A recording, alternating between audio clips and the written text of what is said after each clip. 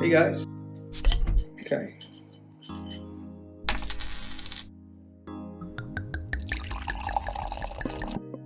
Cheers. Let's get started.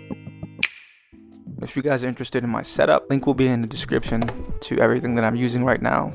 If you're new to digital art and you want to get into it, I do not suggest you buy the iPad Pro. I think it's completely unnecessary, and there is a way better drawing tablet out there for beginners. I did a great review on it. Link will be in the description. For this piece, I'm going to draw a giant moth on her face. In the end, it should look like this actually. But let's get back into where we are right now. Partly, I'm drawing a moth because I've been super interested in moths lately. They're actually pretty fascinating creatures, and I can kind of relate to their nature. For example, moths are nocturnal, and I live in the city that never sleeps, and I'm recording this so late it might be early. Another thing I have in common with moths is my sense of smell. Apparently, the male moths have an incredible sense of smell, and my nose is so good, I'll know if you didn't wash your ass. So please, if we're hanging out, wash your ass. That's a must. By far the most fascinating thing, though, that I know about moths, or I've learned about moths, is the ability they have to survive. And what I mean by this is the tiger moth's natural predator are bats. And these bats are vicious. They are vile creatures. See, what the bats do is they use their sonar, and they don't even need to see where the moth is because they can see through, essentially, objects via their sonar. This is how I understand it. And these bats rip these moths to shred. I mean, they really tear at them. But the cool thing is the tiger moth is clever. See, he can outthink the bat. He can use his chess pieces to evade the bat's natural physical dominance over him, right? So check this. What the tiger moth does is he makes a clicking noise, knowing that this is gonna with the moth's ability to use sonar.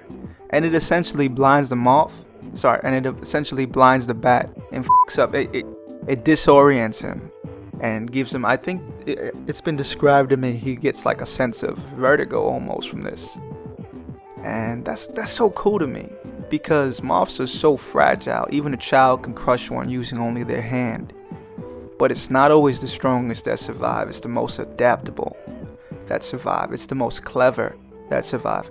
The last fact that, this one kind of made me laugh, but apparently they're super into beer. Like the smell of the hops like attracts them. And your boy loves beer. Today I'm drinking wine, but as soon as this quarantine is done, I'm gonna grab a beer at my favorite spot.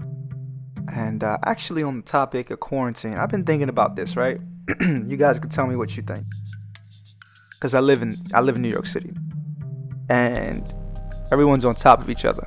We got buildings on top of buildings here, and we're still building. Like, if you drive by, even during this time, you'll see construction. It's kind of weird because we got to practice social distancing. And I think with the way things are trending, I don't mean to stress anyone, but we don't know when something like this can happen again. And we don't know if it's over when it's over. So social distancing is going to be key. And I think overpopulating these cities by building on top of them and stuffing people inside of them, I think that's going to be the wave of the past, truthfully. I think we got to get a clue like our dog is blue and think about this for a couple seconds. It's not natural to have people on top of people on top of people and keep stacking. We have technology out, and this is my idea. I should get paid for this. I'm trademarking it right here, right now. We have the technology right now to build artificial islands, right? Why don't we just fill in the gaps between all the 5 boroughs with artificial islands so that you could walk across? It would mean it would make it so that instead of building vertically, we're building horizontal. You feel me? Like it makes sense. And I think if we start moving with that kind of energy, it'll be easier to social distance. Like, you cannot build you can't build vertically basically over and over and over and over and over. But yeah, actually that brings me into my next topic, and I kind of caught this recently, right?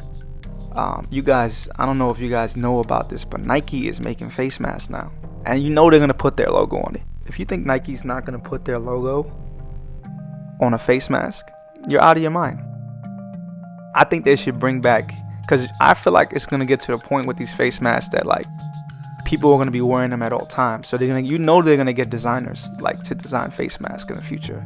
So I think will be better than a face mask are those Bape hoodies that everyone used to wear in the past. Everyone had one, and they zip up all the way up. The hood zips up, and I feel like if you can make that where I can have like transparent around the eyes and I can see through it, and it's all made out of N95 material, we're winning. We're literally winning so hard. We have multiple gold medals across our neck. Like literally, if we can turn the fashion game, and we could change the culture so that you wear shit that's fly, but you're also protecting your face and your eyes. Come on, stop playing. Like that's crazy. In fact, there's material out here called hemp. Some of you might be familiar with it. It's actually antimicrobial and antibacterial. Now, that doesn't mean it's antiviral, but it's like we are on the edge right now in this fashion game. Yo, by the way, don't steal that idea, because I'm definitely doing that in like 5 years. But like I feel like if this becomes a trend, like this could change the whole fashion world. I'm being tongue-in-cheek, but I'm not at the same time. And on the topic of face mask, all right, you guys let me know what you think about this, right? Because this right here, I feel like I got $1 million idea. I got a lot of ideas. But this one, I think is a big possibility in the fall and winter. People are still going to be wearing face masks. Now, for me personally, I know we have Tinder and Bumble, but I don't use those apps. And I feel like, meeting people in person is always going to top dating off of Bumble and Tinder. So for those people out there that's actually going up to people and just talking to them like human beings, they're going to have a real problem knowing if they should talk to someone. I'll give you an example. If someone's bodied up with the face mask, think about this. You can't see their face. How you know if you're going to holler or not? I'm going to design an app that scans people's eyes and connects it to a social media account. Then you can look through a couple photos. It'll give you 5 photos, and if you pay for the premium, it gives you 20 photos. It lets you know what the person looks like without the mask, because she can't take her mask off. She don't know you like that. She don't know what you got. You know what I'm saying? She got to be careful around you. So it's one of those things. You might want to scan her. You might be like, oh, okay, definitely this is a good decision. Or you can scan her. And this goes out for you ladies too. You know what I'm saying? Because what happens if you are chilling and some dude comes up to you and he's got really nice eyes, and then on the third day he takes his mask off and he's a warlock?